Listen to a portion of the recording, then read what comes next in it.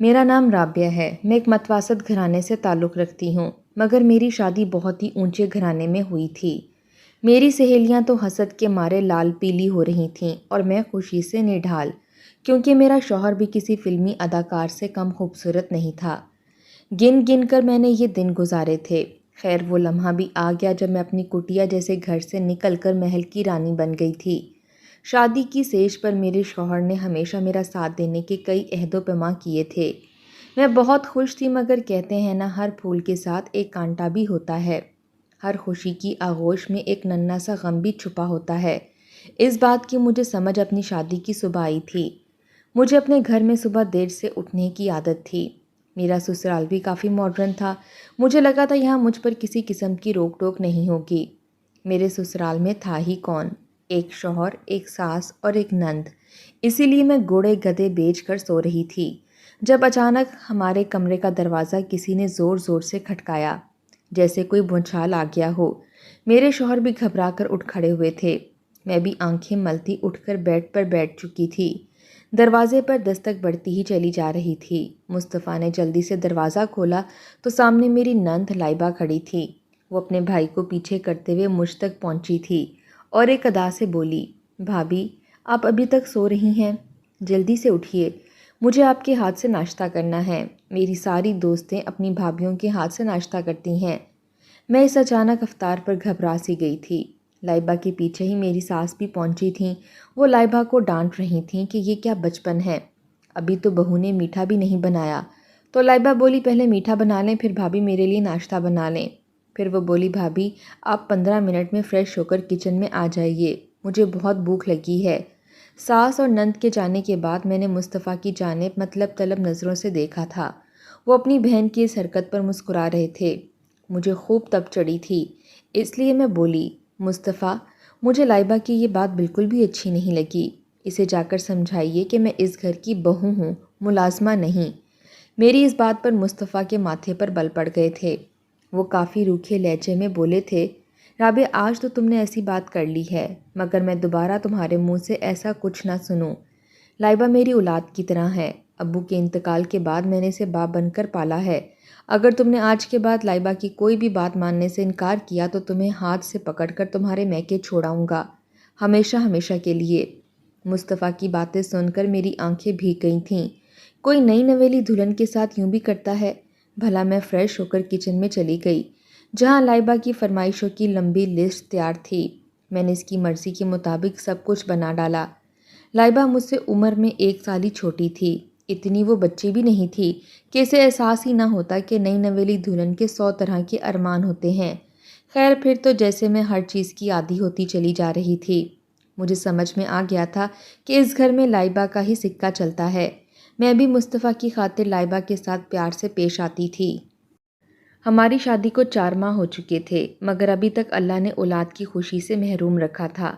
میں دن رات اولاد کے لیے دعائیں کرتی تھی۔ مجھے مکمل یقین تھا کہ جب میری اولاد ہو جائے گی تو لائبہ کی اہمیت گھٹ جائے گی۔ ڈاکٹر نے کہا تھا کہ ٹینشن والے ماحول سے نکلیں گی تو اولاد بھی ہو جائے گی۔ اسی لیے میں ہنی مون پر جانا چاہتی تھی، لیکن مصطفیٰ اپنی مصروفیت میں اتنا وقت نہیں نکال پائے تھے کہ ہم ہنی مون پر ہی چلے جاتے۔ میں بھی ان کے پیچھے پڑی رہتی تھی تو وہ مسکرا کر ٹال دیتے تھے۔ اللہ اللہ کر کے مصطفیٰ نے میری بات مان لی تھی۔ وہ بولے تھے کہ ہم ہنی مون پر چلیں گے۔ میں بہت خوش تھی، سارا دن تیاریاں کرتی رہی۔ رات ڈنر پر انہوں نے میری ساس کو بتایا تھا کہ ہم 3 ہفتوں کے لیے ہنی مون پر جا رہے ہیں، ادھر سے ہی ہم مری، گلگت، ناران اور کاغان جائیں گے۔ یہ سن کر لائبہ تو اچھل پڑی تھی۔ وہ بولی، واہ بھیا مجھے بھی جانا ہے، میری ساری سہیلیاں بھی گھومنے گئی ہوئی ہیں، آپ مجھے بھی ساتھ لے چلیں۔ میری ساس نے لائبہ کو آنکھیں دکھائی تھیں، جبکہ مصطفیٰ مسکرا پڑے تھے۔ وہ بولے، ضرور چلیں گے گڑیا۔ اب میرے ضبط کی انتہا تھی۔ آخر میں بول ہی پڑی تھی، لائبہ اپنی سہیلیوں سے پوچھنا کیا وہ بھی اپنی بھابھی کا ہنی مون خراب کرنے گئی ہیں یا فیملی ٹور پر۔ میری بات سن کر لائبہ رونے لگی تھی، جبکہ میں کھانے کی میز سے اٹھ کر اپنے کمرے میں آ گئی تھی۔ مجھے مصطفیٰ سے بہت خوف آ رہا تھا کہ وہ مجھ پر چیخیں گے، چلائیں گے، مگر ایسا کچھ بھی نہیں ہوا۔ وہ کمرے میں آئے اور خاموشی سے سونے کے لیے لیٹ گئے تھے۔ صبح ہوئی تو انہوں نے میرا پیک شدہ سامان گاڑی میں رکھا اور مجھے چلنے کو کہا۔ میری خوشی کی انتہا نہیں رہی تھی۔ مجھے لگا تھا میں جیت گئی ہوں، اب لائبہ کبھی میری خوشیوں کے بیچ نہیں آئے گی۔ مگر یہ کیا، مصطفیٰ نے میرے گھر کے سامنے گاڑی روک کر کہا تھا کہ یہاں پر اتر جاؤ، تمہارا اسٹاپ آ گیا ہے۔ میں ناسمجھی سے ان کو دیکھتی رہی تھی تو وہ بولے، میں امی اور لائبہ کو مری کی سیر کے لیے لے کر جا رہا ہوں، تمہیں گھر پر اکیلا چھوڑنا مناسب نہیں لگا، اس لیے ادھر چھوڑ کر جا رہا ہوں۔ جب تک تمہاری عقل سیٹ نہیں ہو جاتی تم یہیں پر رہو گی۔ وہ الفاظ نہیں نشتر تھے جنہوں نے میرا پورا بدن چھلنی کر دیا تھا۔ میں لٹی پھوٹی سی گھر داخل ہوئی تو میری امی نے مجھے اپنی آغوش میں بھر لیا تھا۔ 3 دن ہی سکون سے گزرے ہوں گے، بھابھی نے مجھ پر جملے کسنے شروع کر دیے تھے۔ وہ میری امی کی تربیت پر خوب مذاق کرتیں کہ بیٹی کی کیسی تربیت کی ہے، 4 ماہ بھی گھر نہ بسا سکی۔ کچھ ہی دن گزرے ہوں گے کہ بھائی نے بھی کہہ دیا کہ رابعہ مہمان تو 2 دن کا ہوتا ہے اور تم تو یہاں پر مستقل ڈیرا جما کر بیٹھ گئی ہو، اپنی بھابھی کے ساتھ کام میں ہاتھ بٹایا کرو۔ مجھے ان سب کے رویے بہت دکھ دے رہے تھے۔ 2 وقت کی روٹی کے لیے بھی مجھے مزدوری کرنا پڑ رہی تھی۔ ہمارے رشتہ دار بھی گھر آ کر 100 باتیں سنا کر جاتے تھے کہ رابعہ کا تو سسرال میں دل ہی نہیں لگا، پتہ نہیں کیا چکر تھا۔ انہی باتوں سے تنگ آ کر میں 2 مہینے بعد اپنا سامان اٹھا کر واپس سسرال چلی گئی تھی۔ میری ساس نے میرا بڑا پرتپاک استقبال کیا تھا، جبکہ لائبہ مجھے وہاں دیکھ کر سخت بدمزہ ہوئی تھی۔ وہ بولی، بھابھی آپ نے بلا وجہ آنے کی زحمت کی، میں تو بھیا کے لیے دلہن ڈھونڈ رہی ہوں۔ اس کی بات سن کر میرا دل دہل گیا تھا، کیونکہ ہونا تو وہی تھا جو لائبہ کہتی، مگر میری ساس نے لائبہ کو سنا کر چپ کروا دیا تھا۔ مصطفیٰ جب آفس سے واپس آئے تو مجھے دیکھ کر انہیں ذرا خوشی نہیں ہوئی تھی۔ میری عزت 2 کوڑی کی رہ گئی تھی، لیکن میں اپنے میکے سے اپنی زندگی کا سبق سیکھ کر آئی تھی کہ شادی کے بعد عورت کی عزت صرف اس کے سسرال میں ہوتی ہے۔ اسی لیے میں لائبہ کی خوش آمدیں کرتی پھرتی تھی۔ مجھے یوں لائبہ کے آگے پیچھے ہوتا دیکھ کر مصطفیٰ کا رویہ بھی میرے ساتھ ٹھیک ہو گیا تھا۔ میں اولاد کے لیے دعائیں کرتی نہ تھکتی تھی۔ مصطفیٰ بھی اولاد کے خواہش مند تھے، مگر یہ دیر خدا کی طرف سے ہی تھی، ہم دونوں فٹ تھے۔ ادھر لائبہ مجھے زج کرنے کی ہر ممکن کوشش کرتی تھی، مگر میں نے نوٹ کیا تھا کہ آج کل وہ کسی اور ہی چکر میں تھی۔ وہ سارا دن اپنے کمرے میں رہتی تھی، گھر سے کئی گھنٹے کے لیے غائب ہو جاتی تھی۔ میں نے بھی اس کا راز جاننے کی ٹھان لی تھی، اس کے لیے مجھے بہت زیادہ جتن کرنا پڑے تھے، مگر آخرکار سچ کب تک چھپ سکتا تھا؟ تو بات یہ تھی کہ لائبہ کا کسی کے ساتھ معاشقہ چل رہا تھا۔ ہمارے محلے میں ایک نیا لڑکا آیا تھا، درمیانی ساخت کا تھا، اس کی گہری کالی رنگت تھی، لباس سے بھی وہ غربت کی چکی میں پستا ہوا ایک نوجوان لگتا تھا۔ اس میں ایسی کوئی بھی خوبی نہیں تھی جس کی بنا پر اس سے محبت کی جاتی، مگر لائبہ کی آنکھوں پر پتہ نہیں کیا پٹی بندھ گئی تھی۔ میں اس سارے معاملے سے بڑی لطف اندوز ہوئی تھی۔ ہر شام وہ لائبہ کو ایک لفافہ تھما جاتا، اس کے بعد لائبہ کئی گھنٹوں کے لیے اپنے کمرے میں بند ہو جاتی تھی۔ اب میں نے ٹھان لیا تھا کہ اپنے شوہر کو اس کی لاڈلی کا اصل روپ دکھاؤں گی، اسی لیے میں اور مصطفیٰ جب بھی اکٹھے بیٹھتے میں اسے یہی کہتی کہ لائبہ کا کہیں اچھی جگہ رشتہ ڈھونڈ لو، جوانی بڑی منہ زور ہوتی ہے، آج کل کا تو زمانہ ہی ایسا ہے۔ مصطفیٰ میری بات سے چڑ جاتے اور کہتے، زمانہ جیسا بھی ہو میری بہن کو اس زمانے کی ہوا نہیں لگی۔ میں دل میں ان کی اس خوشگمانی پر خوب ہنستی۔ اب میں لائبہ کی مکمل جاسوسی کر رہی تھی۔ ایک دن میں نے لائبہ کو گھر سے بڑا تیار ہو کر نکلتے دیکھا تھا۔ میں نے بھی اس کا پیچھا کرنے کی ٹھان لی تھی۔ میں اسے فاصلہ رکھ کر اس کے پیچھے پیچھے چل رہی تھی۔ وہ گھر سے سہیلی کے گھر کا کہہ کر نکلی تھی۔ ہماری گلی سے موڑ کھا کر وہ ایک کالی شان سی گاڑی میں جا کر بیٹھی تھی۔ میں نے تھوڑا آگے سے ہو کر دیکھا تو اس میں ایک نہایت ہینڈسم لڑکا بیٹھا تھا۔ وہ لڑکا شکل سے ہی رئیس لگ رہا تھا۔ خیر میں گھر واپس آ گئی تھی۔ مجھے بے انتہا جلن ہو رہی تھی۔ آخر لائبہ کے ہاتھ اتنی بڑی آسامی لگی کیسے تھی؟ اس بات کی تہہ تک پہنچنے کے لیے میں نے مکمل راز معلوم کرنے کی کوشش کی تھی۔ راز جان کر بڑی بے چینی سی ہو گئی تھی۔ بات یہ سامنے آئی تھی کہ لائبہ اور اس رئیس لڑکے کی محبت بڑے زور و شور سے چل رہی تھی، جبکہ وہ کالا سا سانولا سا لڑکا تو صرف اس رئیس لڑکے کا پارسل دینے آتا تھا۔ یہ کیسے ہو سکتا تھا کہ لائبہ اس گھر میں عیش و عشرت کی زندگی گزارنے کے بعد اب اگلے گھر جا کر بھی خوشحال رہے؟ اس طرح تو اسے کبھی بھی سزا نہ ملتی جو اس نے میرے ساتھ کیا تھا۔ میں نے ایک خطرناک منصوبہ بنا ڈالا۔ اس منصوبے کے آگے یا تو میرے لیے جنت تھی یا پھر جہنم، لیکن میں بے فکر ہو کر اس میں کود پڑی تھی۔ میں نے مصطفیٰ سے صاف الفاظ میں کہہ دیا تھا کہ میں نے اپنی آنکھوں سے لائبہ کو کسی لڑکے کے ساتھ جاتے ہوئے دیکھا ہے۔ میری بات سن کر انہوں نے بہت ہنگامہ کیا تھا، مجھے برا بھلا کہا تھا، لیکن میں نے ہار نہیں مانی تھی۔ میں ہر روز تھوڑا تھوڑا زہر مصطفیٰ کے کانوں میں انڈیلتی رہتی تھی۔ ایک دن میں نے مصطفیٰ کو فون کر کے گھر بلا لیا تھا۔ وہ گھر آئے تو میں ان کو اپنے ساتھ چھت پر لے گئی۔ ہمیں زیادہ انتظار کرنا نہیں پڑا تھا۔ جلدی لائبہ گھر سے نکل کر اپنی منزل کی طرف بڑھی تھی۔ میں نے مصطفیٰ کو کہا کہ وہ گیٹ کے پیچھے چھپ کر ہماری باتیں سنیں۔ ان کا رنگ غصے سے سرخ ہو رہا تھا۔ وہ میرے پیچھے چلے آئے تھے۔ لائبہ جیسے ہی گھر داخل ہوئی، میں نے اسے غصہ چڑھانے کے لیے کہا، لائبہ میں دیکھ چکی ہوں تم کہاں سے آ رہی ہو۔ تمہیں ذرا شرم نہیں آئی؟ تم نے تو اپنے بھائی کے اوپر کالک ملی ہے۔ وہ ہمیشہ کی طرح مجھ پر دھونس جماتے ہوئے بول پڑی، ہاں مل کر آئی ہوں، اس لڑکے سے مل کر آئی ہوں۔ میرا اور اس لڑکے کا چکر چل رہا ہے۔ یوں ہی میں ہر روز اس لڑکے سے ملنے جاتی ہوں، سب کی آنکھوں میں دھول جھونک رہی ہوں۔ جان لیا سچ، اب خوش ہو؟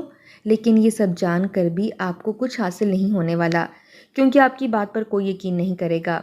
بھائی کو بتائیں گی تو وہ طلاق دے کر گھر سے نکال دیں گے، مگر مجھ پر شک نہیں کریں گے، کیونکہ وہ مجھ پر اندھا اعتبار کرتے ہیں۔ لائبہ کی باتیں سن کر مصطفیٰ گیٹ کے پیچھے سے نکل آئے تھے۔ انہوں نے تھپڑ مار کر لائبہ کا منہ سرخ کر دیا تھا۔ میری ساس بھی بھاگ کر اپنی بچی کو بچانے کے لیے آئی تھیں۔ مصطفیٰ بولے، اندھا اعتبار کرتا ہوں مگر اندھا ہوں نہیں۔ آج اگر ابو زندہ ہوتے تو وہ تمہیں اپنے ہاتھوں سے قتل کر دیتے، مگر میں تمہاری زندگی بخش رہا ہوں۔ پھر تو سب کچھ چٹکیوں میں ہی ہوا تھا۔ مصطفیٰ نے مولوی صاحب کو بلا لیا اور اس سامنے لڑکے کو بھی تھپڑ مار مار کر گھر لے آئے تھے۔ اس لڑکے نے ہمارے گھر آ کر وہی سب کچھ کہا تھا جو میں اسے سکھا کر آئی تھی۔ اس دن سے کوئی 4 دن پہلے میں اس لڑکے کے گھر گئی تھی۔ وہ کافی غریب سا تھا۔ ماں کے علاج کے لیے اس کو 50,000 کی ضرورت تھی۔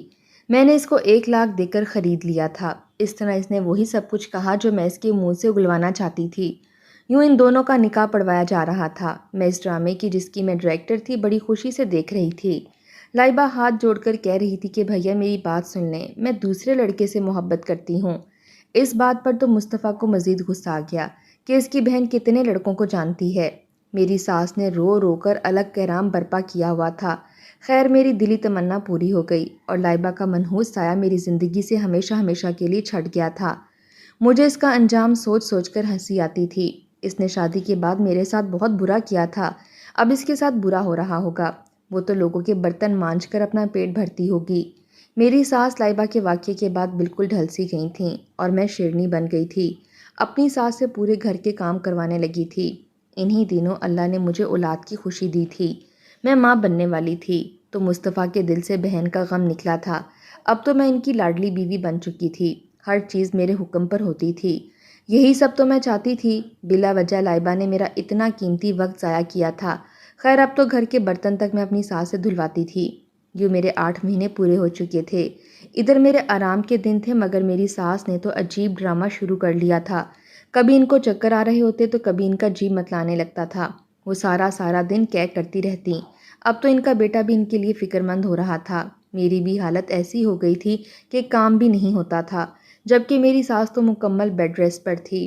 میں سب ڈرامہ سمجھتی رہی تھی، مگر ان کی اصلیت تو مجھے تب معلوم ہوئی جب میں نے انہیں گائنی وارڈ میں دیکھا تھا۔ بیٹی تو بیٹی، ماں بھی کسی سے کم نہیں نکلی تھی۔ اس نے بھی میرے اور مصطفیٰ کی آنکھوں میں دھول جھونکی تھی۔ ہوا یہ تھا کہ پیٹ میں درد کا بہانہ بنا کر مصطفیٰ کے سامنے روتی رہتی۔ وہ بھی ماں کے لیے کافی فکر مند تھے۔ میں نے ان سے امی کے گھر جانے کی اجازت مانگی تو انہوں نے دے دی تھی۔ انہوں نے مجھے تسلی دی تھی کہ وہ میرے پیچھے سب سنبھال لیں گے۔ میں آرام کی غرض سے امی کے گھر پہنچ چکی تھی۔ دنیا میں شاید صرف مائیں بے غرض محبت کرتی ہیں۔ میری امی نے بڑی خوش دلی سے میرا استقبال کیا تھا۔ وہ تو مجھے بیڈ سے اتر کر پانی بھی نہیں پینے دیتی تھیں۔ کچھ دن تو بھابھی نے بھی بٹھا کر کھلا دیا تھا۔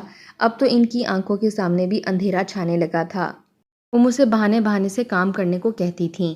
ایک دن تو میرے ہاتھ میں جھاڑو پکڑا کر بولی، لو یہ گھر کا جھاڑو پوچھا کرو، اس سے تمہاری ڈیلیوری میں آسانی ہو جائے گی۔ میں نے شکوہ کن نظروں سے امی کی طرف دیکھا تو وہ مجھے بہت بے بس نظر آئیں۔ میں نے بڑے غصے سے جھاڑو پکڑا اور ادھر ادھر زور زور سے مارنے لگی۔ کیوں ہی نہ جانے اس بری گھڑی میں میرا پیر مڑا اور میں سیڑھیوں سے نیچے جا گری۔ پھر مجھے کچھ ہوش نہ رہا۔ مجھے کچھ معلوم نہ تھا کہ مجھے کب ڈاکٹر کے پاس لے جایا گیا اور کب میرا ٹریٹمنٹ شروع ہوا۔ میں کئی گھنٹے کی بے ہوشی کے بعد جب ہوش میں آئی تو مجھے اپنا آپ نہایت ہلکا سا محسوس ہوا تھا، جیسے مجھ سے میرا جسم کا کچھ حصہ جدا ہو گیا ہو۔ میں نے جلدی سے اپنے پیٹ کی جانب دیکھا تو میں سمجھ گئی۔ میں نے خوشی سے امی کو پکارا اور کہا کہ میری اولاد کہاں ہے، بیٹا ہوا ہے یا بیٹی؟ میری باتیں سن کر امی رونے لگی تھیں۔ ان کے رونے سے میں گھبرا گئی تھی۔ میں چیخ چیخ کر نرسوں سے اپنے بچے کے متعلق پوچھنے لگی تھی۔ تب مجھے لیڈی ڈاکٹر نے بتایا کہ اللہ نے مجھے بیٹا دیا تھا مگر ہم اس بچے کو بچا نہیں پائے۔ اب تو شاید آپ کبھی ماں بھی نہ بن پائیں۔ میں دھاڑے مار مار کر رونے لگی تھی، اس لیے انہوں نے مجھے آرام کا انجیکشن لگا دیا۔ پھر یوں ہوتا کہ جیسے ہی مجھے ہوش آتا میں چیخنے لگتی، اسی وجہ سے مجھے نیند کا انجیکشن لگا دیا جاتا۔ 3 دن گزرے ہوں گے جب میں نے ہوش میں آتے ہوئے اپنی ساس کی آواز سنی تھی۔ وہ کسی کو بیٹا ہونے کی مبارکباد دے رہی تھیں۔ میں یوں ہی آنکھیں موندے لیٹی رہی۔ پھر مجھے لائبہ کی آواز آئی تو میں نے فوراً آنکھیں کھول دیں۔ میں نے دیکھا لائبہ کا بیڈ میرے بیڈ سے ایک بیڈ چھوڑ کر پڑا تھا۔ میری ساس ان دونوں کو دیکھ کر نہال ہو رہی تھیں۔ اپنی ساس کو وہاں دیکھ کر مجھے سمجھ آ گیا تھا کہ وہ بھی ہماری آنکھوں میں دھول جھونک رہی تھیں۔ وہ ہمیں دھوکہ دے کر اپنی بیٹی سے ملتی تھیں۔ لیکن لائبہ تم مجھ سے ایک بار پھر جیت گئی۔ اس نے اپنی اولاد پالی تھی اور میں نے کھو دی تھی۔ میں نرسوں سے نظر بچا کر اپنے بیڈ سے اٹھ کر لائبہ کے بیڈ کے پاس چلی گئی۔ میں رو رہی تھی۔